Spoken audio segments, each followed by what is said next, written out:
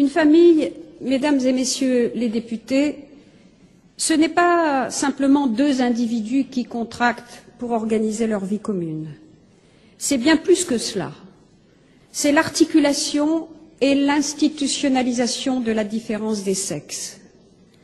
C'est la construction des rapports entre les générations, celles qui nous précèdent et celles qui vont nous suivre. La famille, c'est aussi la promesse, la venue de l'enfant, et celui-ci, justement, nous inscrit dans une histoire qui n'a pas commencé avec nous et qui ne se terminera pas. Je le dis ici devant vous, mesdames et messieurs les députés.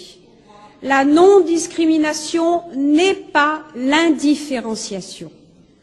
Le domaine dans lequel la différence entre hommes et femmes est fondatrice et constitutive de l'humanité, d'ailleurs de sa survie, c'est la filiation. L'enfant est pour moi un souci absolument prioritaire, parce que notre société ne protège pas assez ses droits. Parce que notre société ne protège pas assez les droits de l'enfant, parce que notre société, en même temps qu'elle proclame l'enfant roi, soumet trop souvent celui-ci au désir de l'adulte.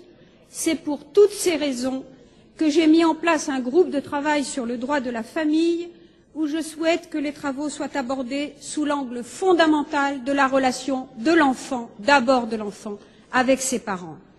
Un enfant a droit à un père et une mère.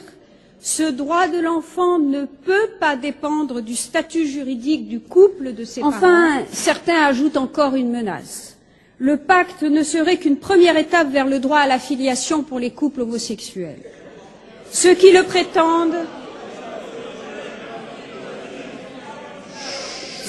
prétendent sont libres d'exprimer leur opinion personnelle, ils n'engagent qu'eux-mêmes.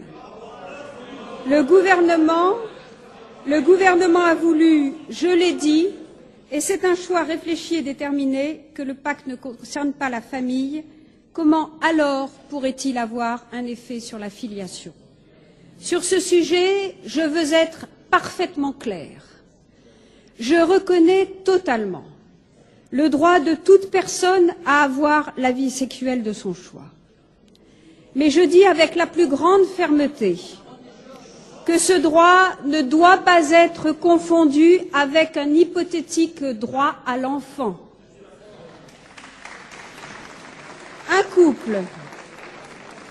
Un couple, qu'il soit hétérosexuel ou homosexuel, n'a pas de droit à avoir un enfant en dehors de la procréation naturelle, bien entendu, qui, elle, implique nécessairement un homme et une femme. Les lois récentes sur la procréation médicalement assistée ont été l'occasion de tracer les limites du droit à l'enfant comme source de bonheur individualiste.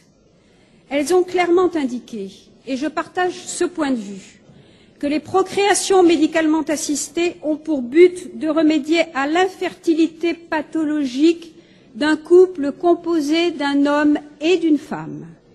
Elles n'ont pas pour but de permettre des procréations de convenance sur la base d'un hypothétique droit à l'enfant.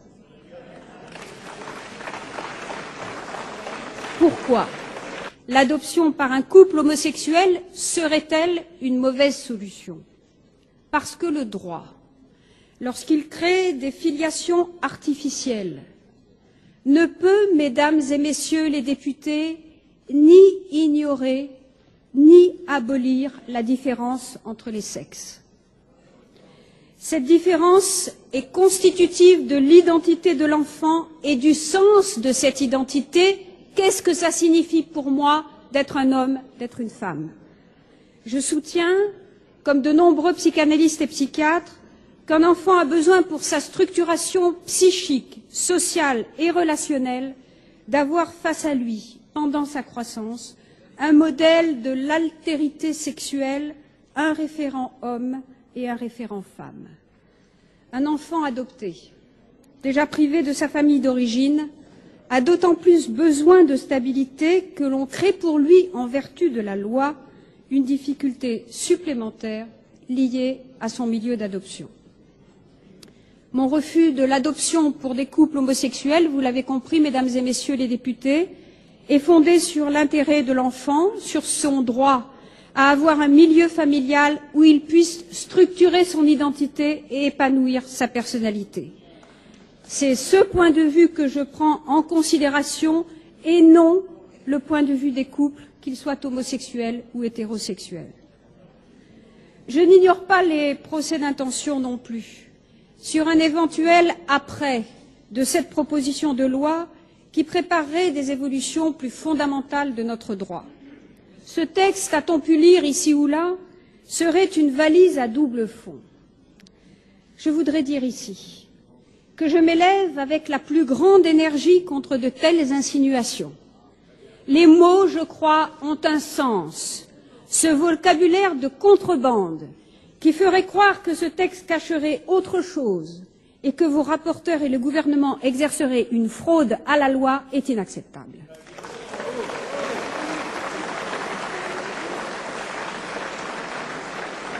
Bien au contraire, le débat que nous allons avoir doit être conduit en toute clarté et je souhaite que les mises au point que je viens de faire y contribuent. Ce qui est en discussion aujourd'hui, c'est un texte de 12 articles qui permettra d'offrir des droits nouveaux à 2 personnes ayant fait un choix de vie commune, pas plus, pas moins. Je vous demande de vous prononcer sur ce texte réel et non sur je ne sais quelle évolution ou sur je ne sais quel hypothétique projet virtuel. Je laisse ces conjectures à ceux qui se complaisent dans les fantasmes.